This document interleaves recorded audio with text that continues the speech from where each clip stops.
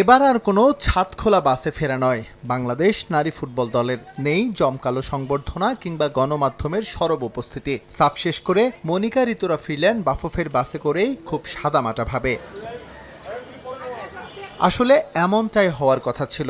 Back to back দুটো sub জিতে hat trick শিরোপার খোঁজে গিয়ে এবার হতাশ করেছে পিটার বাটলারের দল। সম্ভাবনা থাকার পরও তাদের এমন রেজাল্ট নিয়ে অসন্তুষ্টি আছে খোদ কোচের মাঝে।